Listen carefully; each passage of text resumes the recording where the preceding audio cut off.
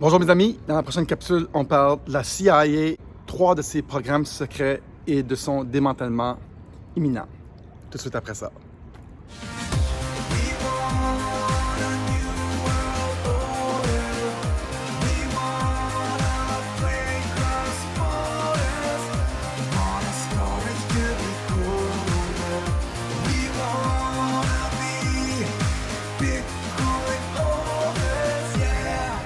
Bon matin mes amis, j'espère que ça va bien. Bienvenue à la chaîne des frères Tadros.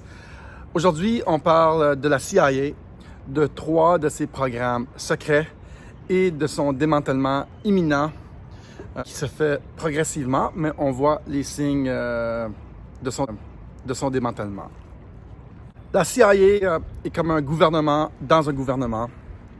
La CIA s'occupe depuis beaucoup trop longtemps des affaires étrangères des autres. La CIA est réellement une très mauvaise agence qui refait la géopolitique mondiale, met des leaders en place, s'occupe de la drogue, s'autofinance, qui a un contrôle incontrôlable. Qui, sous Trump, on voit certains signes de démantèlement.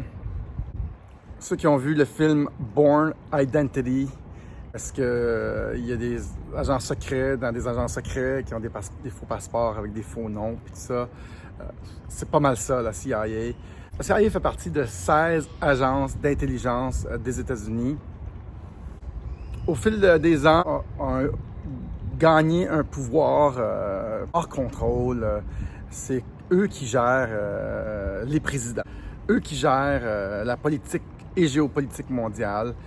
Ils sont inarrêtables, en tout cas étaient inarrêtables jusqu'à présent. On va revenir avec quelques détails après de tout ça, mais on va regarder 3 des programmes qui ont été déclassifiés depuis, puis on va pouvoir en parler. Juste pour vous donner une idée, Per Bush était top de la CIA et il est devenu président américain. Et là, c'est là qu'on a commencé à entendre parler du New World Order. Mon ressenti à moi, c'est que les puissances de l'argent mondial, eux qui utilisaient les États-Unis comme un outil de propagation des banques centrales, on utilisait en grosse partie la CIA, qui était rogue, qui était indépendante vraiment des États-Unis. Il s'autofinançait avec la drogue. C'est le plus grand dealer de drogue, c'est la CIA, avec le DEA.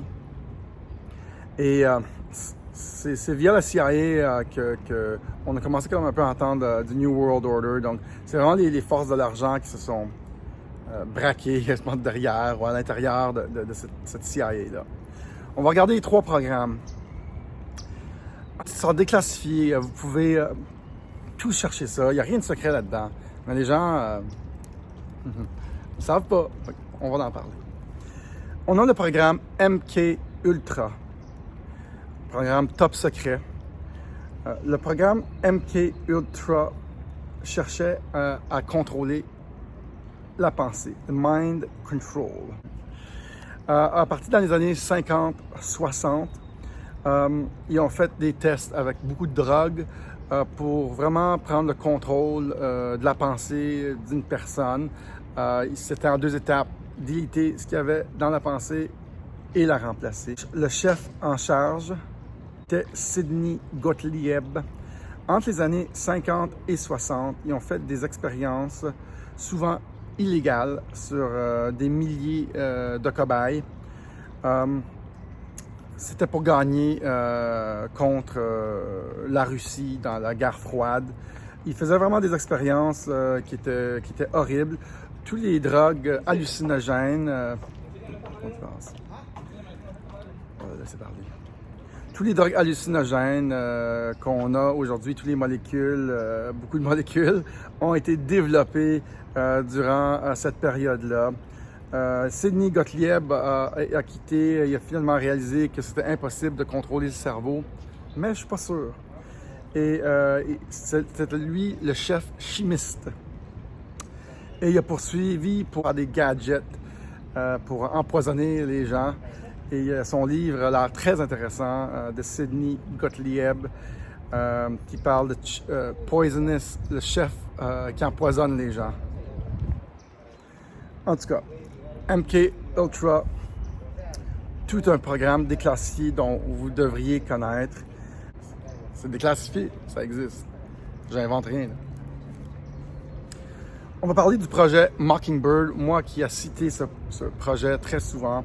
Encore une fois, ça a parti dans les années 50-60. Encore une fois, dans la guerre froide. Le projet Mockingbird, essentiellement, ils ont compris que les nouvelles à la télévision pouvaient nous dire une vision. Tell a vision. Et le projet Mockingbird a essentiellement pris le contrôle de Hollywood.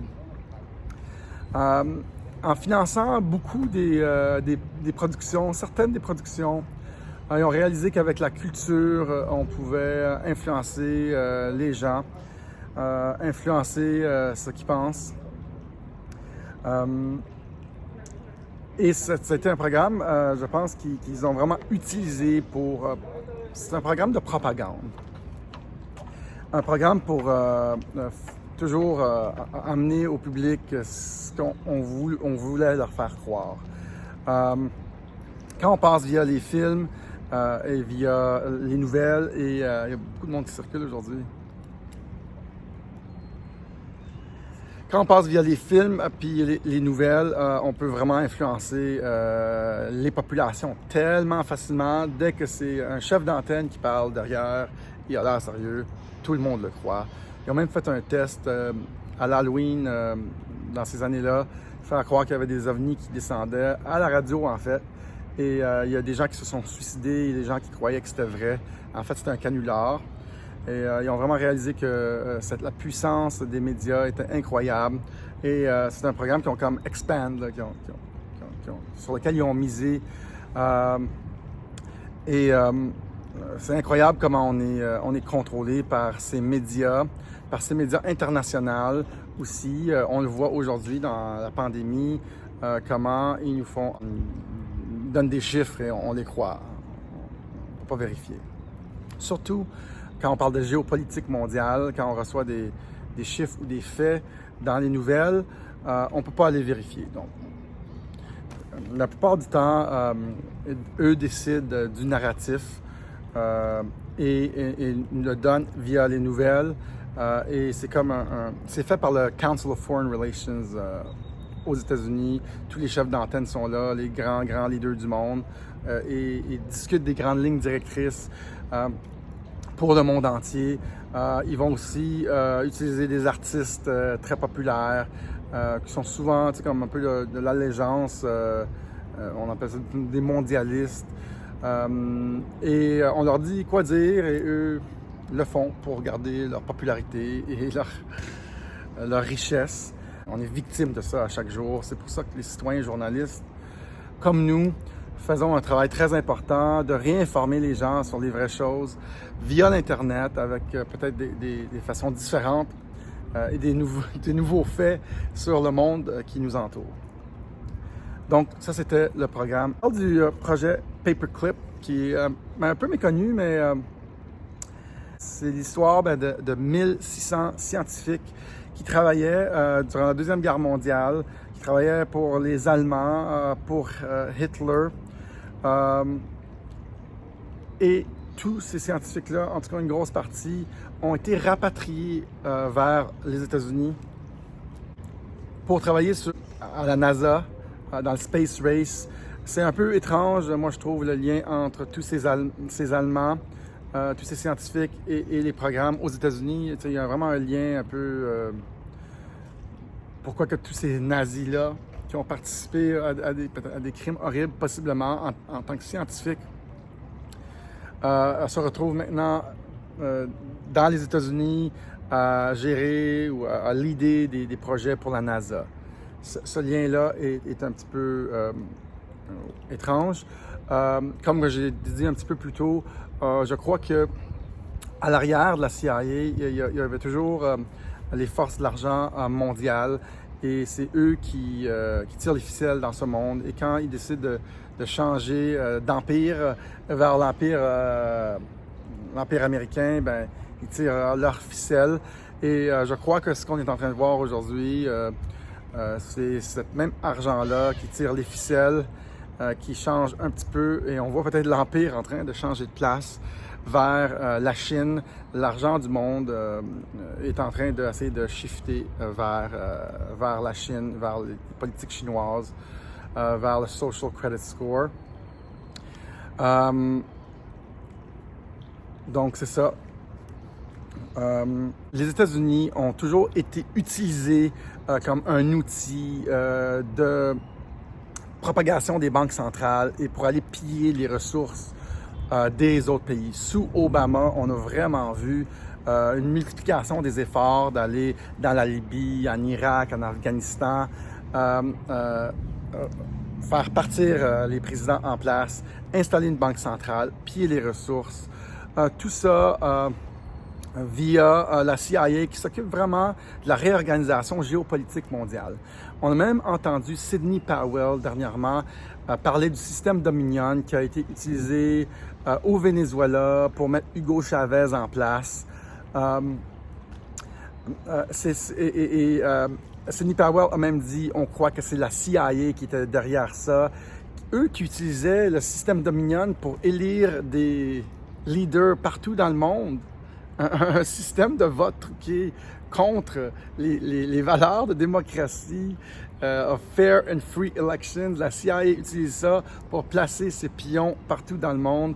Vraiment une agence qui sème la pagaille, qui réorganise le monde entier. Une des agences les plus puissantes des 16 agences d'intelligence aux États-Unis. Cette CIA on voit sous Trump commence à s'essouffler. On a entendu parler dernièrement que le financement, ABC News nous annonce que petit à petit, il enlève du financement de la CIA pour tous les projets de counter-terrorism, je m'excuse. Donc, il commence à définancer la CIA. On voit que Julian Assange va être pardonné. Et on a aussi vu un coup contre une base secrète de la CIA à Francfort, comme dans Bourne Identity. Donc, sont allés faire un coup sur cette agence secrète de la CIA pour aller chercher un serveur qui allait donner des preuves dans l'élection courante avec Trump et Biden. Donc, on est en train d'être témoin petit à petit d'un démantèlement progressif de cette agence qui, honnêtement, ne fait aucun bien à ce monde, à cette planète. Une agence qui emmène beaucoup trop large, une agence qui refait la géopolitique, qui gère des pays. C'est vraiment incroyable ce que cette agence-là a fait au fil des années. Un peu méconnu des gens, mais il y a tellement de dossiers déclassifiés que si vous commencez à les étudier un peu, vous commencez vraiment à comprendre que, my God, premièrement, il n'y a aucun président qui est en place ne gère le pays. La CIA qui gère le pays. C'est extrêmement intéressant. Je pense que Trump est vraiment en train de prendre cette agence-là puis lui enlever tous ses pouvoirs. John F. Kennedy a été tiré. Lui qui disait qu'il voulait démanteler la CIA. Toute personne qui a voulu se buter contre eux. Entre autres, Julian Assange allait contre la CIA et il s'est fait emprisonner à Londres. Et on voit sous Trump son pardon qui s'en vient. Donc, c'est une autre étape encore vers un démantèlement de tous les secrets qui géraient les populations mondiales. Moi, ça m'a toujours fasciné d'essayer de comprendre qu'est-ce qui se passe dans cette agence-là. Comment ça marche? Et il y a beaucoup d'autres projets déclassifiés qu'on pourrait étudier. Il y a aussi des projets, des événements comme le 9/11 qui ont été perpétués sur les États-Unis. On n'en parlera peut-être pas maintenant, mais Il y a beaucoup de secrets par rapport à 9/11. Je pense qu'on va peut-être voir tous ces secrets-là déclassifiés. Dans le fond, on se fait arnaquer par cette agence. On se fait enfiroiper mondialement. Ils contrôlent des pays. C'est une bande de malades. Il y avait une grosse bataille entre la NSA et la CIA. La NSA qui est essentiellement les bons contre les mauvais et ils s'espionnent un l'autre. Je crois que Edward Snowden était une opération pour discréditer la NSA, National Security Agency. Le général Flynn, qui est maintenant réentré dans l'intelligence de Donald Trump, lui qui connaît tous les secrets, qui était le Director of Intelligence en charge des 16 agences, connaît beaucoup de secrets. Et présentement, un des pions les plus importants dans le démantèlement de la gangrène et aussi dans la réorganisation du monde entier. Le général Flynn sait tout, voit tout. C'est que, je pense, l'agence, la CIA, Central Intelligence Agency, doit être réformée au grand complet et il apporte avec lui, le général Flynn, beaucoup de secrets qui vont, je pense, faire du bien au monde entier. Si juste il pouvait arrêter de s'immiscer dans les choses des autres, s'il pouvait arrêter de vouloir tout contrôler, de vouloir tout bousiller, de mettre des présidents en place dans des pays, on aurait un meilleur monde. Eux qui font des coups d'État, ça m'exaspère, ce genre de contrôle que cette agence-là, comment c'est mauvais quand on pense à la CIA. Bref, on assiste, je pense, sous Trump, au démantèlement imminent de cette agence d'intelligence aux États-Unis. J'espère que vous avez aimé cette capsule sur les 3 programmes de la CIA, soit le MK Ultra, le projet Mockingbird et le projet Paperclip. Il y a beaucoup de films, je pense, qui ont été inspirés ou peut-être même financés par la CIA. Si vous avez aimé cette capsule, si ça a piqué votre curiosité, tout ça est sur l'Internet. WikiLeaks, pas WikiLeaks, Wikipédia vous donne beaucoup d'informations là-dessus. S'il vous plaît, tout le monde qui m'écoutez, j'aimerais avoir votre adresse courriel ici-bas.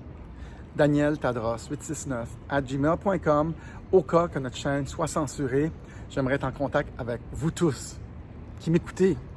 Je veux que tout le monde m'envoie un courriel, s'il vous plaît, pour garder vos coordonnées au cas de censure. C'est très difficile de rester en contact quand on est censuré. Sinon, on a aussi une autre chaîne qui s'appelle Tadros TV, mon nom de famille, Tadros TV, écrivez ça. Cette chaîne-là s'appelle Digital World Citizen et je ne vis que de ça en direct ici de Playa del Carmen. Moi, je me suis auto-confiné.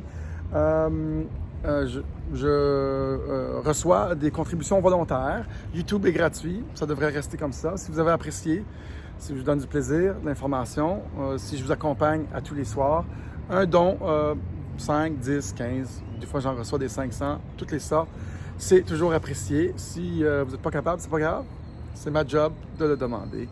Merci à l'avance pour toutes les personnes qui ont fait des contributions. Je les remercie tous les 2-3 jours. J'en ai plusieurs dizaines à chaque fois que je fais ça. Donc, merci beaucoup d'être là. Sur ce, mesdames et messieurs, il y a, je crois, beaucoup d'autres secrets à comprendre et à apprendre sur cette CIA. Il y a une map, je vais peut-être vous la présenter dans la prochaine vidéo, qui s'appelle le QMap. Qui est incroyable, qui parle de tous ces secrets-là. Il y en a tellement. C'est une map rose. Vous pouvez la chercher sur Google. Il y a 80% des choses dont il parle dans cette map-là que je ne comprends pas. À suivre, mesdames et messieurs, Daniel Tadros en direct de Playa del Carmen. Merci d'avoir été là. Et j'adore ce sujet-là sur lequel je trouve que j'aimerais en savoir beaucoup, beaucoup plus. Il y a d'autres projets de la CIA dont on ne parlera pas. Aujourd'hui, il y en a une dizaine d'autres, juste un petit search sur Google et ça vous donne toutes les informations sur les projets déclassifiés de la CIA et d'autres à venir, on espère, 9/11 entre autres. Mesdames et messieurs, votre agent secret, Daniel Tadros, d'une base secrète, agent 011002, ici avec un faux passeport, un faux nom, une fausse face, parce que ma vraie face, c'est mon frère jumeau au Québec. Lui, c'est le vrai Daniel Tadros. En fait, nous, on mettait toujours Daniel Éric Tadros sur nos permis. On a eu un bac à 2 à l'université. Donc, la vraie CIA, c'est nous. Salut tout le monde, à la prochaine. Ciao, bye. Cette cassette s'auto-détruira dans les 10 prochaines secondes. 10, 9, 8, 7, mission accomplie.